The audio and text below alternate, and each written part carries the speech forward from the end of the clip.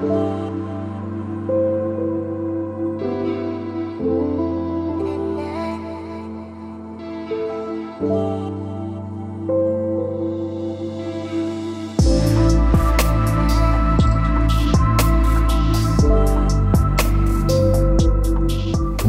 bienvenue à ce partage et prière. Merci encore d'être fidèle à tous les mercredis pour ensemble prendre un temps dans la parole de Dieu, dans la Bible, avec quelque chose qui va nous pousser ou nous encourager ou nous pointer ou nous diriger justement à aller prier après un chant. Donc ce soir, le sujet que je veux vous partager a encore rapport avec la prière, mais dans une dimension différente. Et le titre de mon message ce soir, c'est « L'intercession ». Qu'est-ce que l'intercession? J'aimerais vous proposer un passage dans Exode chapitre 32 pour lire les versets 7 à 14. On va regarder un récit dans l'Ancien Testament, dans l'Exode, où justement Moïse va avoir une discussion avec Dieu après que le peuple est sorti d'Égypte, il s'est fait un veau d'or, et là, Moïse va avoir cette discussion-là. Vous allez voir quelque chose de très intéressant par rapport à l'intercession. Un passage qui, moi, m'a toujours assez frappé. Combien Moïse et Dieu, dans cette discussion-là, nous parlent du cœur de l'intercession. Pour moi, en tout cas, ça a été un élément déclencheur très fort. Donc, tournez avec moi dans Exode 32 pour lire le verset 7 à 14. Prenez vos Bibles, vos téléphones ou suivez, les versets vont apparaître. Donc, Exode 32, à partir du verset 7, ça nous dit « Et l'Éternel dit à Moïse, « Va, descends, car ton peuple que tu as fait sortir d'Égypte se conduit mal. Ils ont bien vite quitté les voies que je leur avais prescrites. Ils se sont fait un veau de métal, ils se sont prosternés devant lui et lui ont offert des sacrifices. Et ils ont dit, c'est ici ton Dieu, Israël, qui t'a fait sortir du pays d'Égypte. » Verset 9, l'Éternel dit encore à Moïse, « J'ai vu ce peuple, et voici, c'est un peuple au cou raide. Et maintenant, laisse ma colère s'embraser contre eux et que je les consume. Je ferai de toi une grande nation. » Oh, quelle proposition! Verset 11. Et Moïse chercha à apaiser l'Éternel, son Dieu, en disant, « Pourquoi l'Éternel, ta colère s'embraserait-elle contre ton peuple que tu as tiré du pays d'Égypte par une grande puissance et par une main forte? Pourquoi les Égyptiens, diraient-ils, c'est pour leur faire du mal qu'il les a tirés, pour les tuer dans la montagne et les anéantir de dessus la face de la terre? Reviens de l'ardeur de ta colère et repens-toi du mal que tu veux faire à ton peuple. » Imaginez Moïse, qu'est-ce qu'il est en train de dire? C'est gros ce qui se passe en ce moment. Verset 13. « Souviens-toi d'Abraham, d'Isaac et d'Israël, ton serviteur, auquel tu as juré par toi-même et auquel tu as dit, « Je rendrai votre postérité aussi nombreuse que les étoiles du ciel et tous les pays dont j'ai parlé. Et je donnerai à votre postérité et elle possédera pour toujours les pays que Dieu avait donnés à ce peuple qui vont posséder. Et l'Éternel se repentit du mal qu'il avait parlé à faire. » Oh, quelle discussion de Moïse avec Dieu! Mais on voit quelque chose qui m'interpelle ce soir sur l'intercession, c'est que l'intercession, premièrement, c'est un acte de prière ou c'est de plaider en faveur de quelqu'un d'autre. La Bible parle beaucoup de toutes sortes de façons différentes et de manière d'intercéder. Mais ici, on voit Moïse qui va plaider, qui va parler à Dieu, mais en faveur du peuple. Moïse a décidé de prendre un chemin de l'intercession qui nous pointe vers quelque chose de plus grand qu'on va voir tantôt. Mais Moïse avait le choix de dire à l'offre de Dieu, bien oui, extermine ce peuple. C'est vrai qu'ils sont tout croches, ça n'a pas d'allure ce qu'ils ont fait, Seigneur. Mais c'est pas ce qu'il a fait. Moïse a décidé de prendre un chemin différent afin de nous montrer quelque chose de plus deep ou de plus profond, le cœur de l'intercession. Il dit à Moïse, je vais faire de toi une grande nation. Imaginez, c'est alléchant comme offre. Mais Moïse a décidé d'intercéder, de prier au lieu de suivre l'offre de Dieu de détruire le peuple. Il a intercédé en faveur du peuple et non pour son propre intérêt. Et je peux vous dire que l'intérêt était alléchant. Il a intercédé pour le peuple au lieu de regarder à ses intérêts. N'est-ce pas là ce que notre Seigneur Jésus a fait pour chacun de nous à la croix de Golgotha, quand il a dit cette courte prière, mais qui a tellement de puissance encore pour nous en 2025. On retrouve cette courte prière dans Luc 23, 34. Imaginez au pire, le Fils de Dieu est sur la croix, méprisé, les gens se moquaient de lui. Et il a dit dans Luc 23, verset 34, Jésus dit, « Père, pardonne-leur, car ils ne savent ce qu'ils font. » Le cœur de l'intercession qu'on voit avec Moïse pour les autres, ici on voit l'ultime et le plus grand des intercesseurs qui est Jésus-Christ qui prie pour les gens qui l'ont crucifié, pour les gens qui se moquaient de lui. Au lieu de les condamner, au lieu de suivre un autre projet, il avait un cœur, il a dit « Père, pardonne-leur, ils ne savent ce qu'ils font. » Comme je viens de dire, oui, Jésus-Christ restera l'ultime et l'unique intercesseur parfait. Dans le Nouveau Testament, mais fortement l'accent sur Jésus-Christ comme l'unique et parfait intercesseur entre Dieu et les hommes. Même que 1 Timothée 2,5 nous dit « Car il y a un seul médiateur ou quelqu'un entre Dieu et les hommes, un intercesseur, c'est Jésus-Christ homme. » Ce verset souligne l'idée que Jésus est le seul chemin qui dirige le cœur, qui nous conduit vers Dieu. Le seul chemin et la raison de son sacrifice sur la croix, pour moi, est une œuvre d'intercession qui va au-delà des mots. Bien que Jésus soit le médiateur ultime, la Bible mentionne également d'autres formes d'intercession. On voit Moïse, on voit le cœur de Moïse qui nous montre encore, comme j'ai dit, plus profondément le cœur de Dieu, le cœur de Jésus. C'est un bel exemple de l'intercession qu'on prie pour les autres.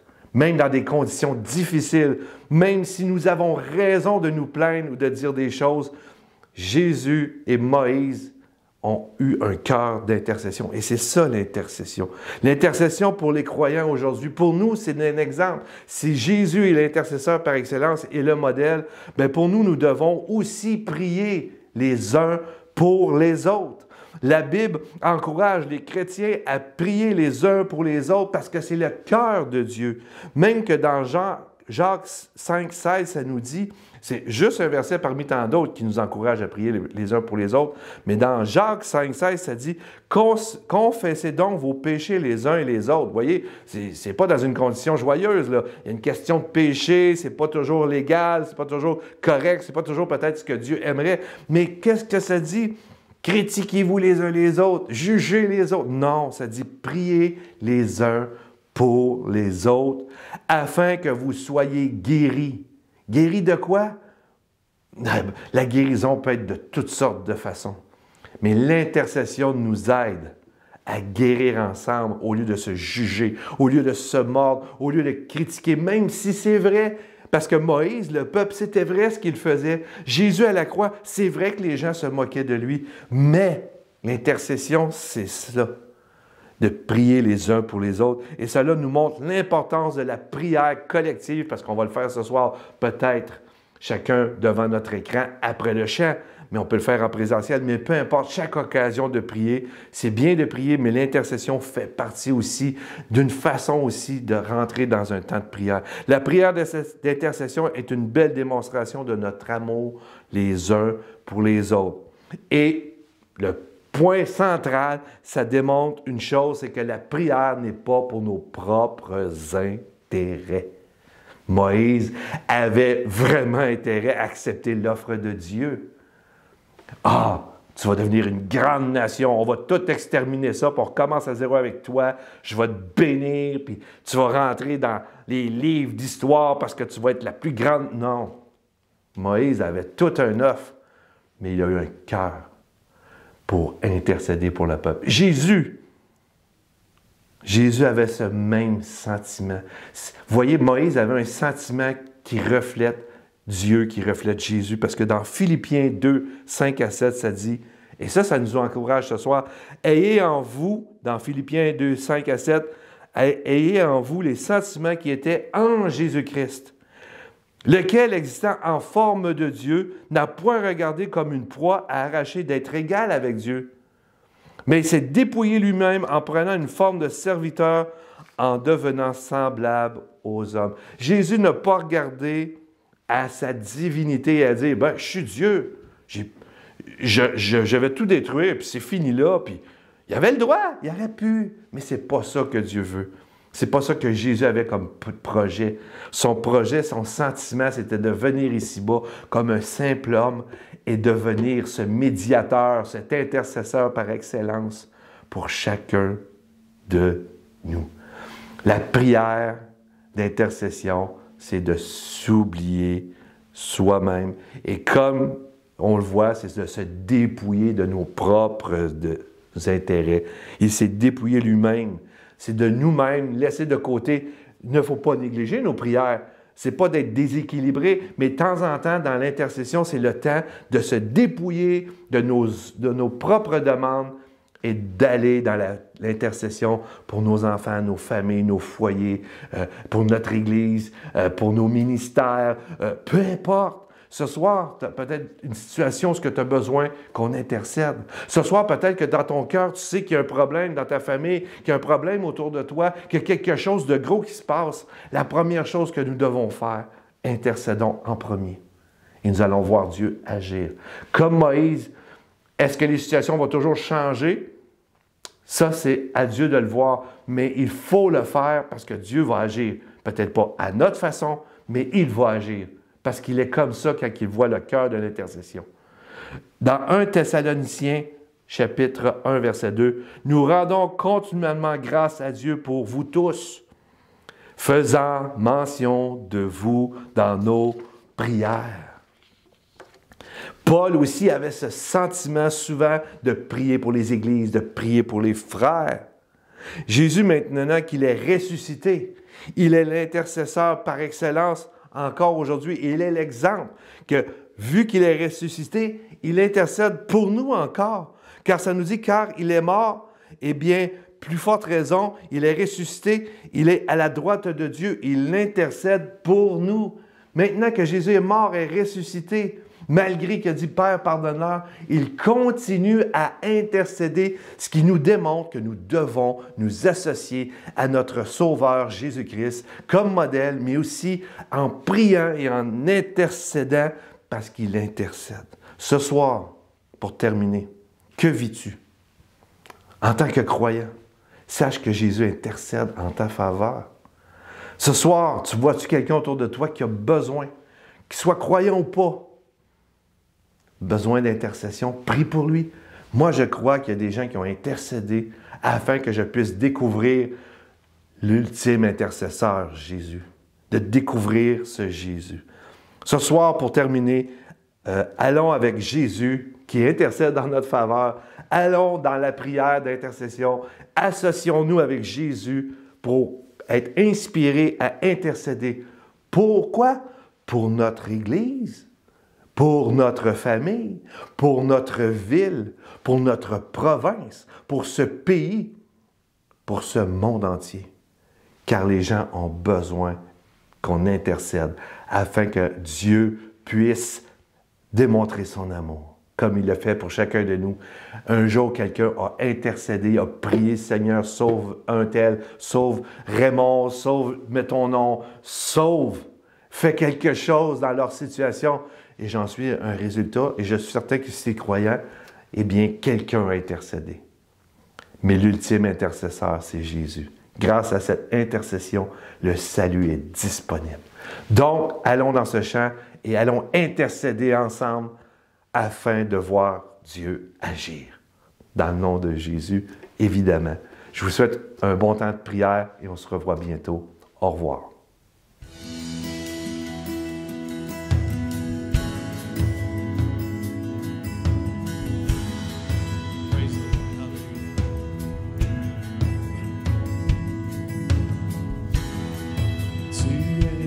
notre espoir.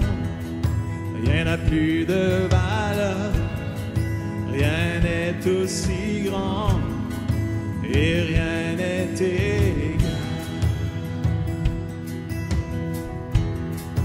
à ta présence. J'ai vu, j'ai goûté ton amour, Seigneur. J'ai vu, j'ai goûté l'amour le plus doux. Ma honte n'est plus, mon cœur est libéré. Dans ta présence, oh yes, Saint-Esprit. Saint-Esprit, tu es le bienvenu. Inonde ce lieu et remplit l'atmosphère. Seigneur, nos cœurs soupirent après ta gloire. Et viens nous saisir par ta présence. Oh Dieu, par ta présence. Oh, tu es notre espoir, Seigneur. Tu es notre espoir. Rien n'a plus de valeur, rien n'est aussi grand et rien n'est égal à ta présence. J'ai vu, j'ai goûté ton amour le plus doux, Seigneur. J'ai vu, j'ai goûté l'amour le plus doux. Ma honte n'est plus, mon cœur est libéré.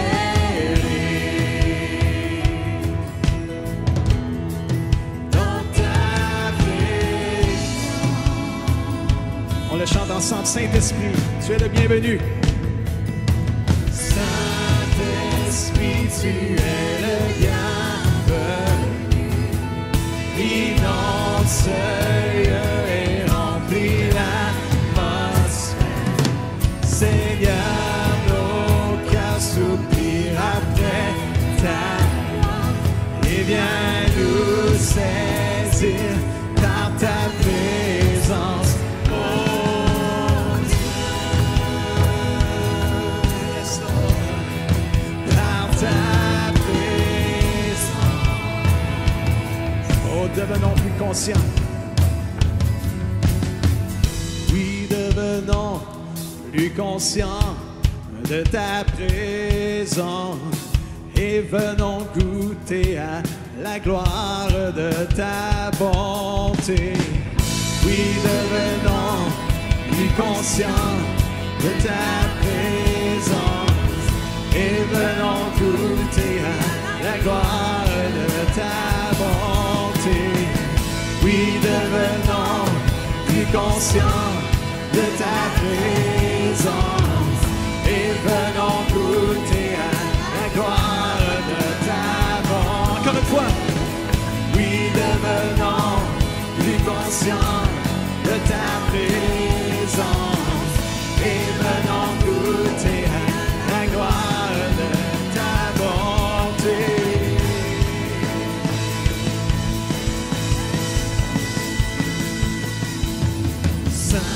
Saint-Esprit, tu es le bienvenu. Inonde ce lieu et remplit l'atmosphère. Seigneur, nos cœurs soupirent après ta gloire. Et viens nous saisir par ta présence. Encore une fois. Oh Saint-Esprit, tu es le bienvenu. Inonde ce lieu et remplit l'atmosphère. Seigneur, nos cœurs soupirent après ta gloire. Et viens